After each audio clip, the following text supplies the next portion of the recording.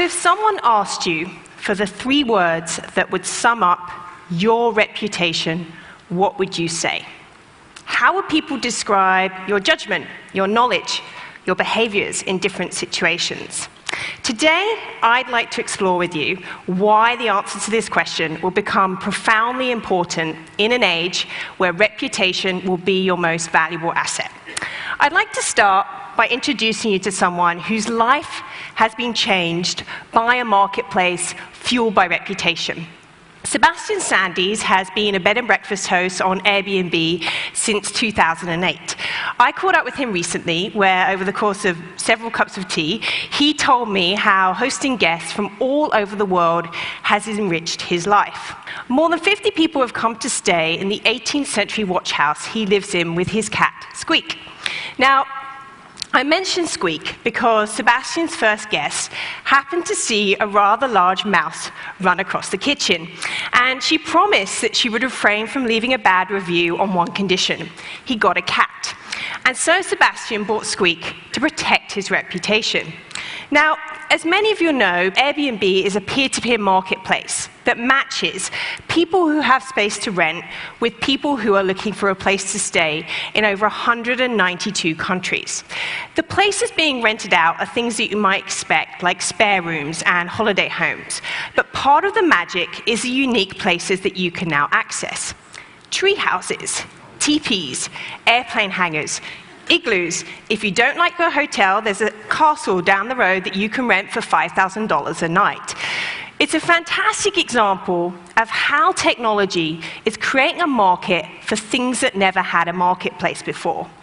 Now let me show you these heat maps of Paris to see how insanely fast it's growing. This image here is from 2008. The pink dots represent host properties. Even 4 years ago, letting strangers stay in your home seemed like a crazy idea. Now the same view in 2010, and now 2012. There is an Airbnb host on almost every main street in Paris.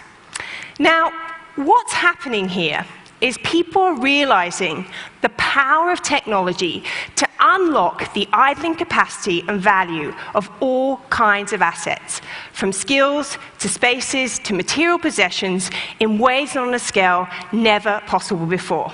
It's an economy and culture called collaborative consumption, and through it, people like Sebastian are becoming micro-entrepreneurs. They're empowered to make money and save money from their existing assets. But the real magic and the secret sauce behind collaborative consumption marketplaces like Airbnb isn't the inventory or the money. It's using the power of technology to build trust between strangers. This side of Airbnb really hit home to Sebastian last summer during the London riots. He woke up around 9 and he checked his email and he saw a bunch of messages all asking him if he was okay. Former guests from around the world had seen that the riots were happening just down the street and wanted to check if he needed anything. Sebastian actually said to me, he said, 13 former guests contacted me before my own mother rang. Now, this little anecdote gets to the heart of why I'm really passionate about collaborative consumption, and why after I finished my book, I decided I'm going to try and spread this into a global movement. Because at its core, it's about empowerment. It's about empowering people to make meaningful connections. Connections that are enabling us to rediscover a humanness that we've lost somewhere along the way. By engaging in marketplaces like Airbnb, like Kickstarter, like Etsy, that are built on personal relationships versus empty transactions. Now, the irony is that these ideas are actually taking us back to old market principles and collaborative behaviors that are hardwired in all of us. They're just being reinvented in ways that are relevant for the Facebook age. We're literally beginning to realize that we have wired our world to share, swap, rent, barter, or trade just about anything. We're sharing our cars on Wipcar, our bikes on Spinlister, our offices on Loose Cubes, our gardens on Landshare. We're lending and borrowing money from strangers on Zopa and Lending Club. We are trading lessons on everything from sushi making to coding on Skillshare. And we're even sharing our pets on Dog Vacay. Now, welcome to the wonderful world of collaborative consumption that's enabling us to match wants with haves in more democratic ways. Now, collaborative consumption is creating the start of a transformation in the way we think about supply and demand. But it's also a part of a massive value shift underway, where instead of consuming to keep up with the Joneses, people are consuming to get to know the Joneses. But the key reason why it's taking off now so fast is because every new advancement of technology increases the efficiency and the social glue of trust to make sharing easier and easier. Now, I've looked at thousands of these marketplaces, and trust and efficiency are always the critical ingredients. Let me give you an example. Meet 46-year-old Chris Mock, who has, I bet, the best job title here of Super Rabbit. Now, 4 years ago, Chris lost his job, unfortunately, as an art buyer at Macy's. And like so many people, he struggled to find a new one during the recession.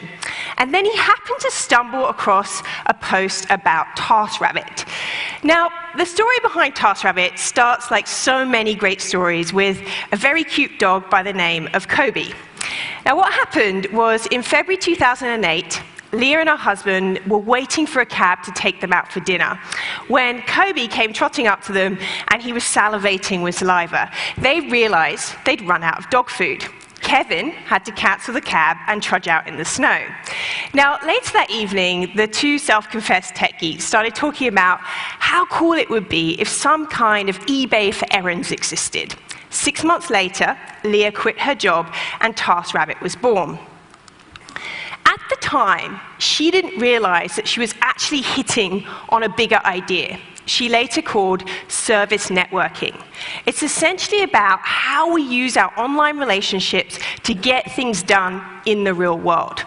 Now, the way TaskRabbit works is people outsource the tasks that they want doing, name the price they're willing to pay, and then vetted rabbits bid to run the errand.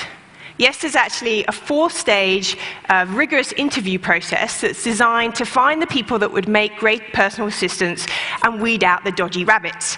Now, there's over 4,000 rabbits on across the United States and 5,000 more on the waiting list.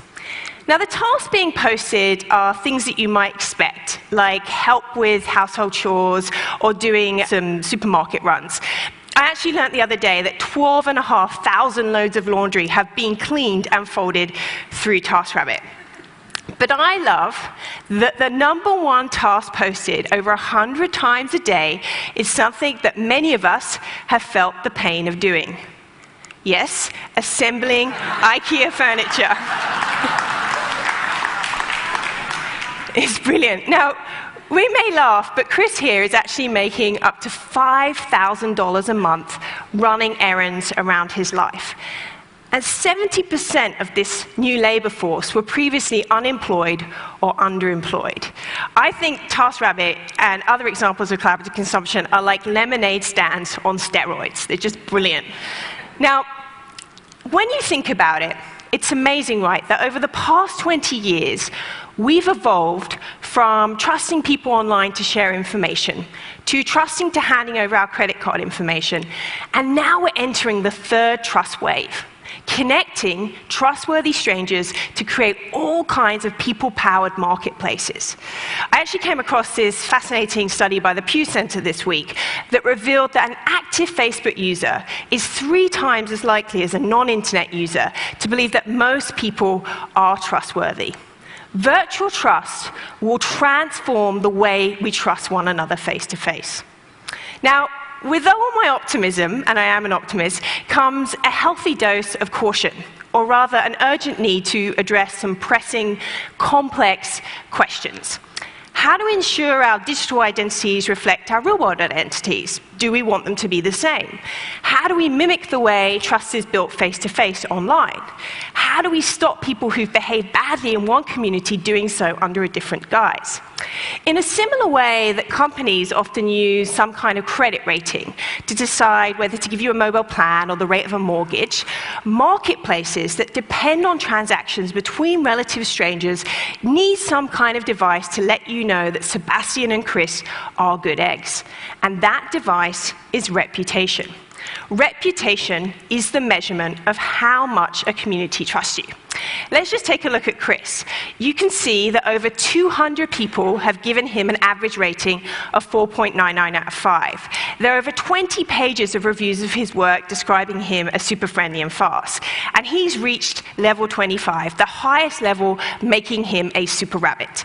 Now, I love that word, super rabbit. Interestingly, what Chris has noted is that as his reputation has gone up, so has his chances of winning a bid and how much he can charge. In other words, for super rabbits, reputation has a real-world value. Now, I know what you might be thinking, well, this isn't anything new. Just think of power sellers on eBay or star ratings on Amazon.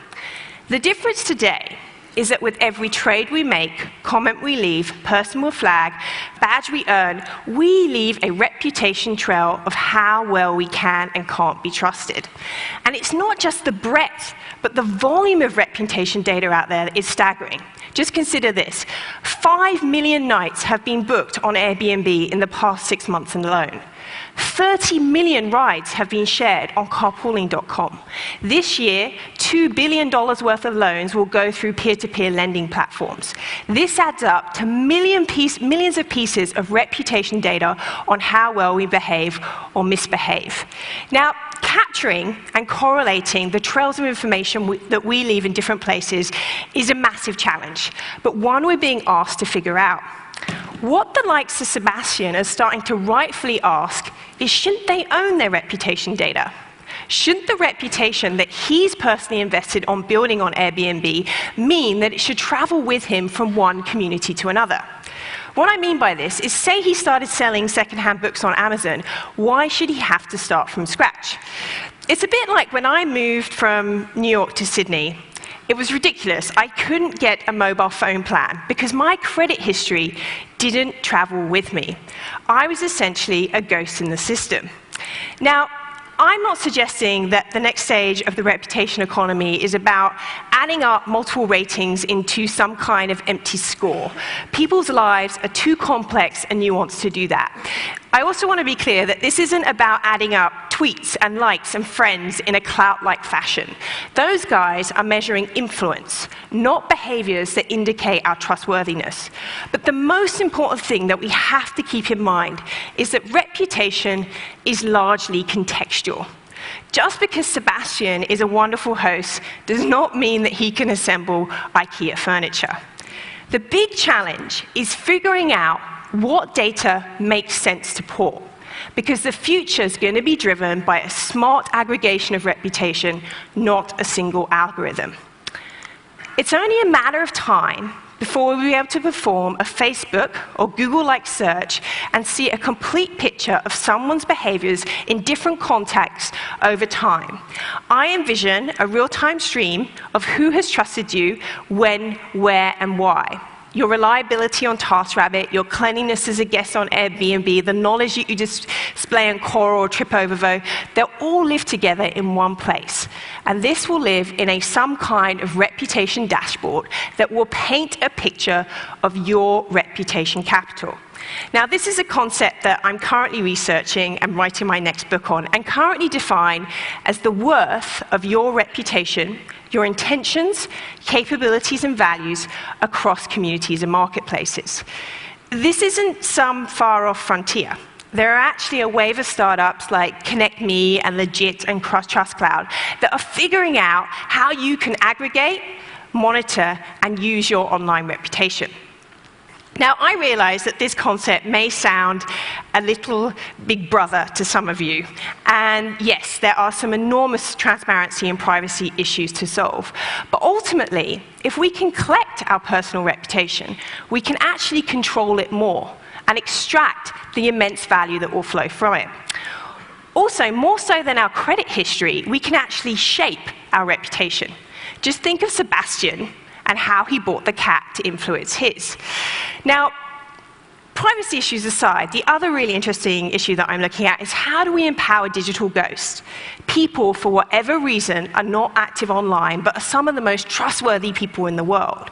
How do we take their contributions to their value, their jobs, their communities, and their families, and convert that value into reputation capital? Ultimately, when we get it right, reputation capital could create a massive positive disruption in who has power, trust, and influence. A 3-digit score, your traditional credit history, that only 30% of us actually know what it is, it will no longer be the determining factor in how much things cost, what we can access, and in many instances, limit what we can do in the world. Indeed, reputation is a currency that I believe will become more powerful than our credit history in the 21st century. Reputation will be the currency that says that you can trust me. Now, the interesting thing is reputation is the social economic lubricant that makes collaborative consumption work and scale. But the sources it will be generated from and its applications are far bigger than this space alone. Let me give you one example from the world of recruiting, where reputation data will make the resume seem like an archaic relic of the past. 4 years ago, tech bloggers and entrepreneurs Joel Spolsky and Jeff Abwood decided to start something called Stack Overflow.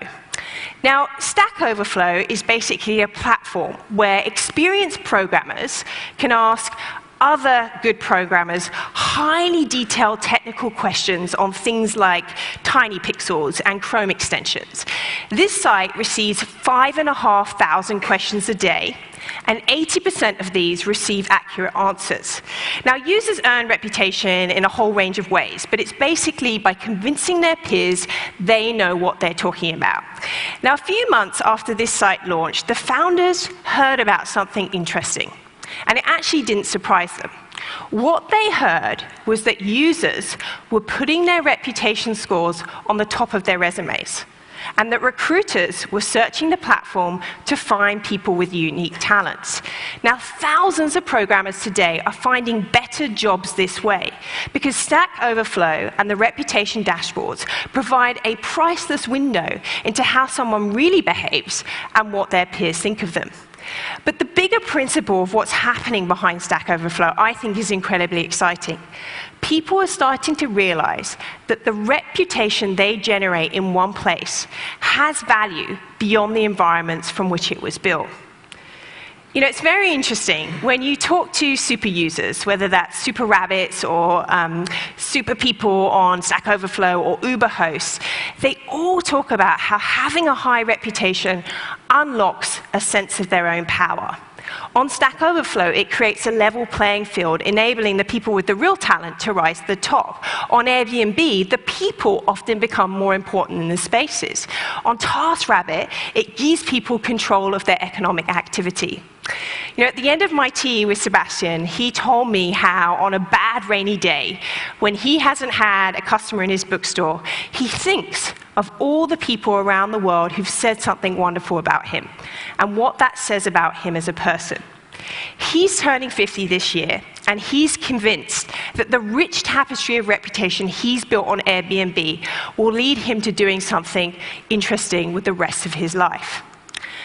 You know, there are only a few windows in history where the opportunity exists to reinvent part of how our socioeconomic system works. We're living through one of those moments. I believe that we are at the start of a collaborative revolution that will be as significant as the Industrial Revolution. In the 20th century, the invention of traditional credit transformed our consumer system and in many ways controlled who had access to what. In the 21st century, new trust networks and the reputation capital they generate will reinvent the way we think about wealth, markets, power, and personal identity in ways we can't yet even imagine. Thank you very much.